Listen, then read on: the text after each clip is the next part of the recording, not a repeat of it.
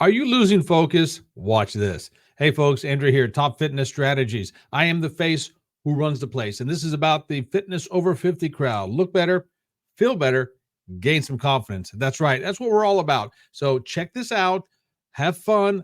Listen. Tell me if this makes sense to you or not. All right. Today, what we're going to talk about is focus.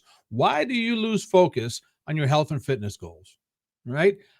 Of all my years of doing this, there are three things that I've determined of why that is. One is your environment, and I had to write these down to make sure I got them correct, or I'll be rambling all night long about this.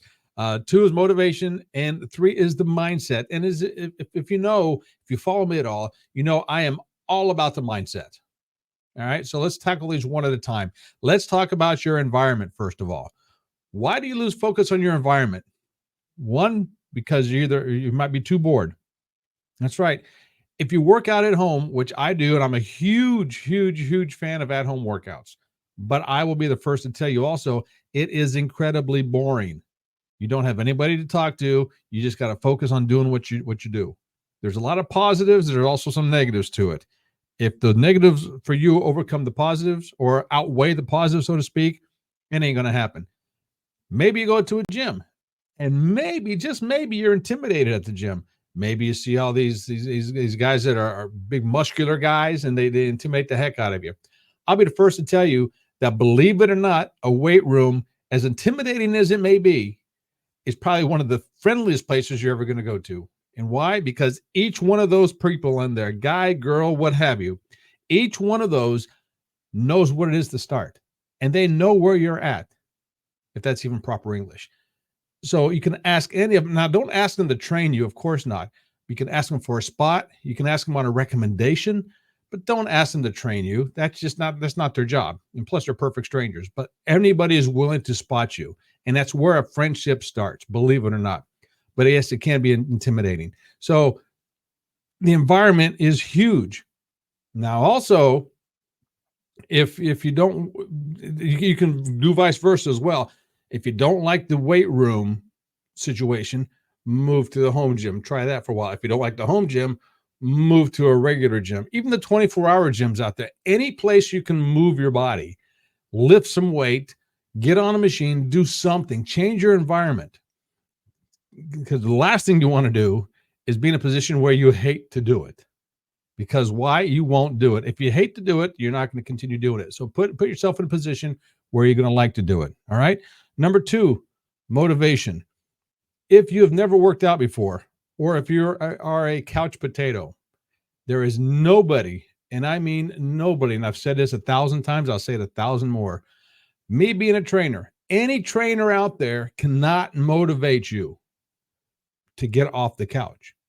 Now, once you're off the couch, motivation, absolutely, that's where we come into play. But no trainer on this planet can motivate you enough to get you off the couch. Even if they have to lift you and carry you off the couch, that is not motivating you. You have to motivate yourself. So how do you motivate yourself? Let's say, and I'm just using this example here, an extreme example to make you understand, at least I hope you understand what I'm talking about. Let's say you're on the couch and your favorite snack is potato chips while you're on the couch. All right. And this will be difficult for you. But let's say the only way you'll have potato chips is if you work out or do something, moving your body for 3, 4, 5 times a week, something like that. I know some people, and I used to be one of them. And for reasons I'm not even going to bother to get into is why I don't do it anymore. Long story short, I'm not going to get into that. But reward yourself once a week. Maybe Saturday night is eat pizza. Maybe have that big old bowl of pasta you're waiting to do. Once a week, motivate yourself. Okay, if I do this throughout the week, on this day, I can have that reward. You're going to reward yourself. That, yeah, it's a small form of motivation, but it may keep you going. If you say, well, I'm going to walk 2 miles today and then eat a bag of potato chips tonight and do that every day, at least it's getting you walking. I don't know if I'd recommend that or not, but it is some sort of reward for doing it. So the motivation has to come from within. And if you reward yourself from doing it, the motivation is going to be greater. Keep that in mind. Number 3 is mindset. A lot of people lose their focus mindset. And the number one reason, what I come across, and I have no scientific proof for this, but I'm going to tell you, is because people are not having fun. That's right. If you're not having fun working out, you're not going to continue working out. It's just that simple. How do I want to say this? And maybe challenging yourself will make it fun. And by that, I mean, let's say you're a walker or a runner or something. And I used this example a second ago. Let's say you're walking 2 miles at a time. Make it a goal. Say, okay, if I start at 5 o'clock, I want to end at, I don't know, 5:30, quarter to 6, whatever. And then a week later, say, okay, I'm going to work up to, I'm timing myself today. And a week later, I'm going to time myself to beat that time. You're challenging yourself. And maybe it's not fun, but at least it's a challenge. Okay. Now, another way to make it fun is going back to what I said to your environment. If you work out at home, you're lonely, you're not going to have fun. Get a workout buddy, go to a gym. Yeah, it might cost you a little more. So what? At least you're doing it.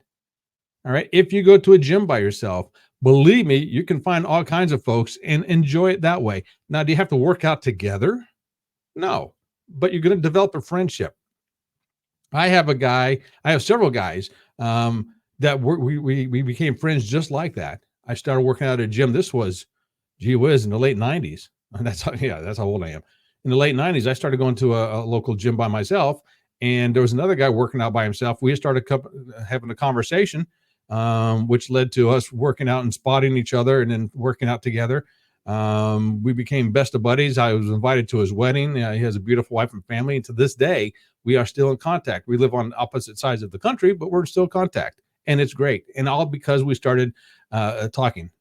So we made it fun for each other is what it boils down to. So there you go.